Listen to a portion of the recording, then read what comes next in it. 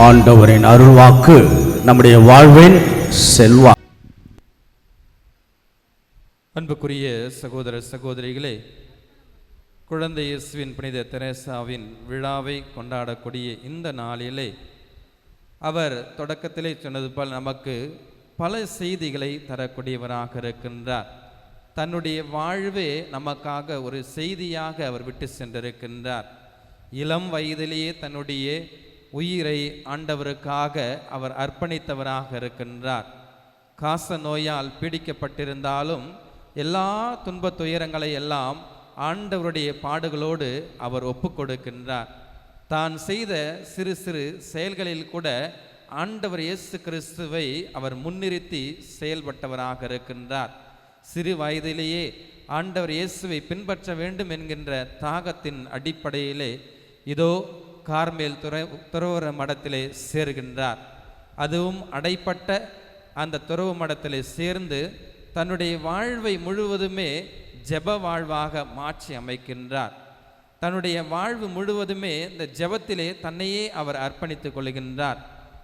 அவருக்கு கொடுக்கப்பட்ட பணி இதோ இந்த சாக்ரிஸ்டியன் பணி என்று சொல்வார்கள்.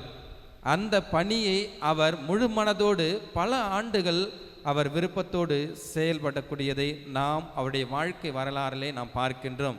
குறிப்பாக ஒரு ஆன்மாவின் வரலாறு என்கின்ற அழகிய அந்த புத்தகத்தை அவர் வடிவமைக்கின்றார். அவர் வாழ்ந்த காலம் சிறிது காலமாக இருந்தாலும், அவரை பற்றி அதிகமாக தெரியாதவர்களாக இருந்தாலும், அவர் இறந்த பிற்பாடு அவர் எழுதிய அந்த ஆன்மாவின் வரலாறு மற்றவர்களால் பேசப்படக்கூடியதாக இருக்கின்றது. அந்த வரலாறை படித்தவர்கள் இதோ ஆண்டவர்பால் திரும்பி வரக்கூடியவர்களாக இருந்தார்கள்.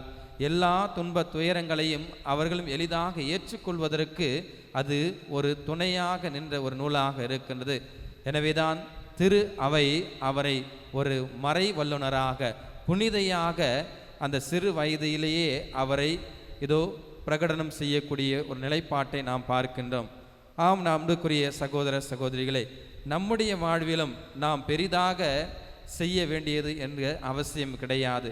இயேசுவை பின்பற்ற வேண்டுமென்றால் தாழ்ச்சி நிறைந்த உள்ளத்தோடு வாழ வேண்டும். அவர் மீது அளவு கடந்த நம்பிக்கை கொண்டு வாழ வேண்டும்.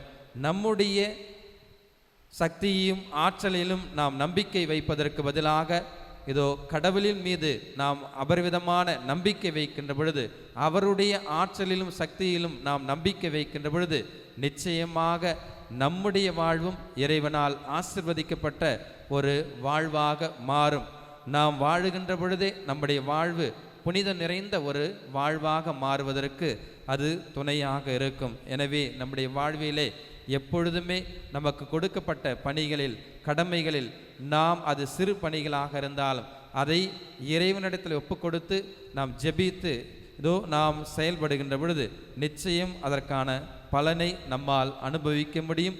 இன்னும் குறிப்பாக நம்மையே நாம் தாழ்த்தி வாழுகின்ற பொழுது நிச்சயம் இறைவனுடைய அருளையும் இரக்கத்தையும் அபரிதமாக பெற்றுக்கொள்ளக்கூடிய நபராக நம்மாலும் வாழ முடியும் என்கின்ற அருமையான செய்தியை இன்றைய நாளிலே நம்முடைய மனதிலே கொண்டு ஒவ்வொரு நாளும் இறைவனை சார்ந்த ஒரு வாழ்வை வாழ இறைவன் அருள் தர வேண்டும் என்று தெய்வீக பிள்ளை தொடர்ந்து மன்றாடுவோம். ஆமீன்.